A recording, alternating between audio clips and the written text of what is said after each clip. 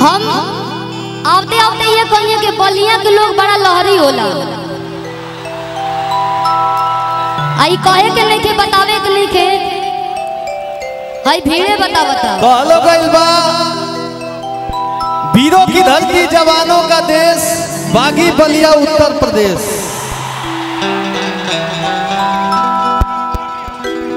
एजा के लोग जितना अच्छा सुनबो करेला उतना अच्छा डांसो करेला।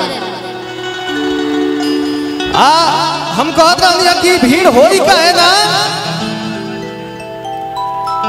ए मंच पे हमनी के आमंत्रित करी गई बा जन जन के बीच रहे वाला सबके हाल चाल जाने पूछे वाला समाज के बेटा उमा शंकर भैया के द्वारा राघवेंद्र भैया हमनी के दिल्ली से पकड़ के ले आइल बनी जा कि चली लो रहुआ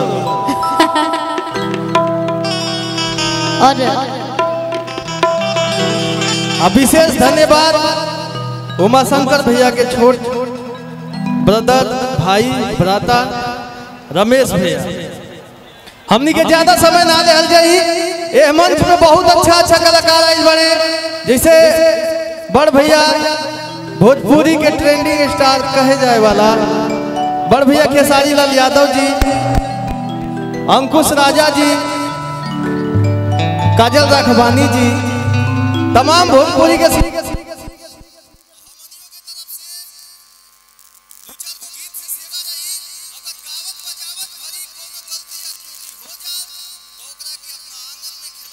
छोट बच्चा समझ के माफ करब। और आप लोग भाई कुर्सी लगा के ऊपर चढ़ल बने का कुछ लोग बड़े बड़े दिखता कि साइजवा बड़े बड़े बा। हाँ तो बढ़िया से आप लोग खड़े होइए और ये प्यार खातिर आजीवन हमने के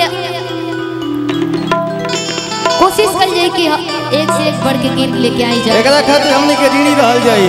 कहते हैं कि जब वो देगा तो सिक्का उछाल कर देगा, देने वाला देगा तो कुछ कमाल कर देगा। आज के इस महफिल में जरा दिल से कुछ मांग लो है मेरे दोस्त, ये विजय चौहान अपना कलेजा निकाल कर देगा। कहे के बाद शिल्पी हमनी के कोनो भी मंच पे जाई ले जा तो भजने से शुरुआत करी ले जा। बाकी रवि जा लोकगीत के माहौल हो गई बा, बाकी वही भजन के एगो भाव बा अपना दुल्हा दुल्हन खातिर हम कुछ प्रस्तुत कर चाहता नहीं। अगर अच्छा लगे तो एगो ताली बजा के आशीर्वाद दे दे आप सब।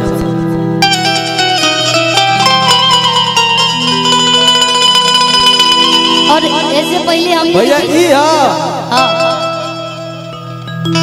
एगो कम कर दे, डी शांत कर दे। थोड़ा सा आपके बीच में बहुत ही अच्छी एक्ट्रेस हैं पल्लवी जी, के बारे में दो शब्द बोल दीजिए। आइए। और सुध बेसुध सीता लुभा गई है रघुबर छवि देखी। शिल्पी ई गीत दुल्हा दुल्हन खातिर हमरा तरफ से समर्पित बा। और सुध बेसुध सीता लुभा गई है रघुबर छवि कि सुध बेसुध सीता लुभा गई है रघुबर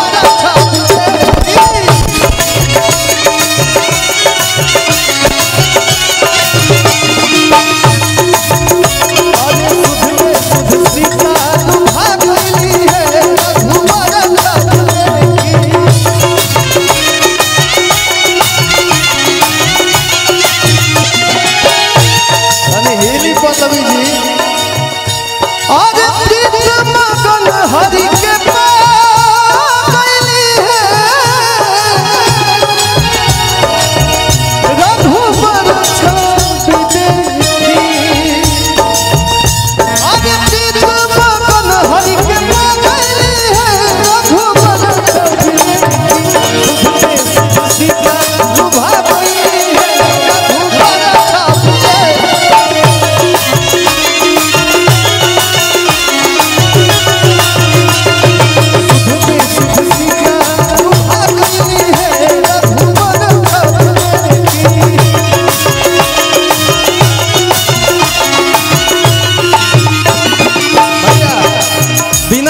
के बोले के बाद बिना पीस बजावल। अरे अखिया के रहिया से दिल में बसाई,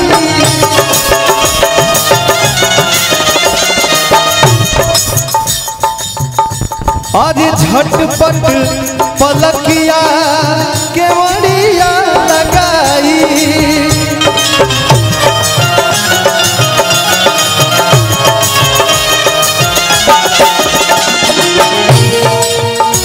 अखिया के रहिया से दिल में बसाई,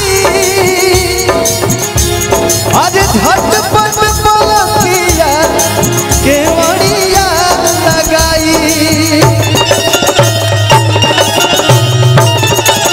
क्या बात है। अरे हाय बाबुल कहेंगे, हाय बाबुल कहेंगे, लजा गई है रघुबर छवि देखी।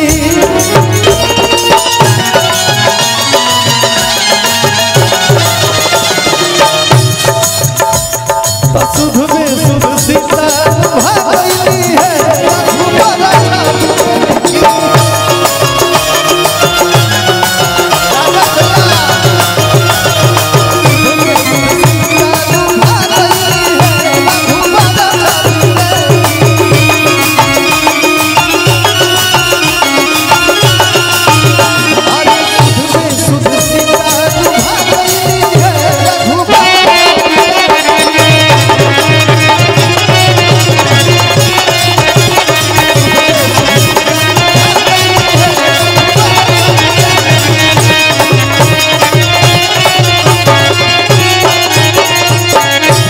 बड़ी कम समय लेनी है। एगो अब दुल्हा दुल्हन खातिर गा देनी। अब हमनी के घुसल जी डायरेक्ट लोकगीत में का शिल्पी। तो तू शुरू करो।